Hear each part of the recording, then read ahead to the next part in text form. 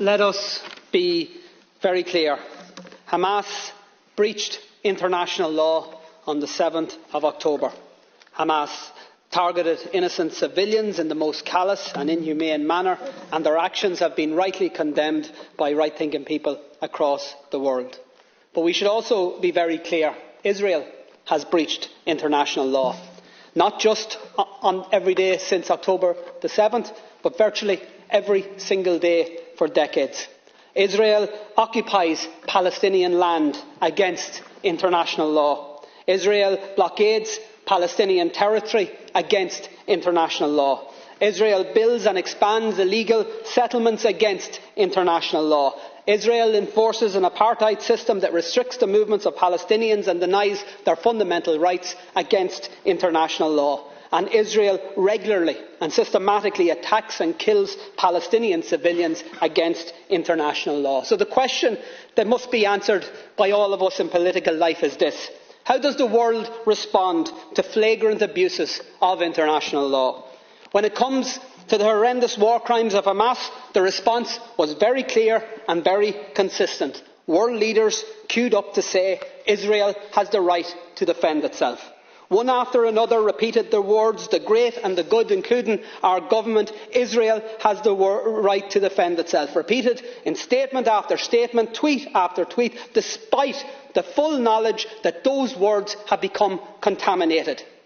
The words "Israel has the right to defend itself" means in practice that Israel takes that right as licence to bombard civilians, to bomb schools, hospitals and other civilian infrastructure. And it has now been taken as licence to enforce the displacement of 1 million people from one end of an open-air prison to another, to deny food, energy, medical supplies to a besieged civilian population, to actually deny them water, to ensure that children, the sick, the disabled, the elderly will literally die of thirst. Israel has the right to defend itself has now become cover for Israel has the right to commit genocide right in front of our eyes. How come we never hear the words "Palestine has the right to defend itself"? Not when a humanitarian flotilla bringing essential supplies to Gaza is met with a military assault and the murder by Israel of 9 unarmed activists. Not when Palestinians march in peaceful protest against a legal blockade and are met again with a military assault and the murder of 300 of them.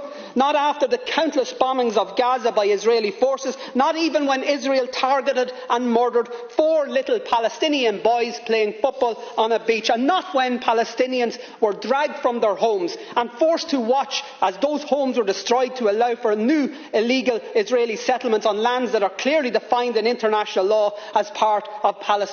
And not after the countless offensive attacks by Israel against the people of Gaza or the West Bank have we or heard anybody in this House or any Western leader utter the words "Palestine has the right to defend itself."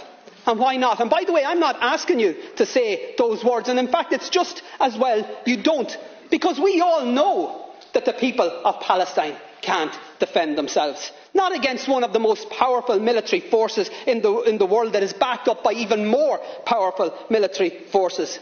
The truth is that the people of Palestine, just like the innocent people of Israel, don't need the international community to tell them that their leaders have the right to inflict more bombings, more pain, more suffering.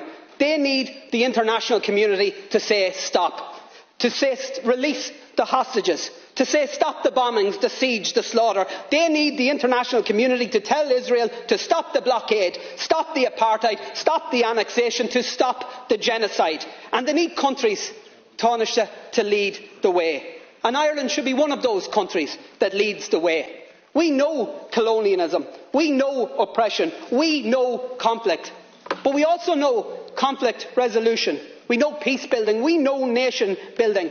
And because of what we know, what our history has taught us, our call tonight must be clear: immediate, full and unequivocal ceasefires, and a decisive international intervention that leads to negotiations and to a lasting and just peace settlement, and to, at long last, to a free, sovereign and independent Palestine.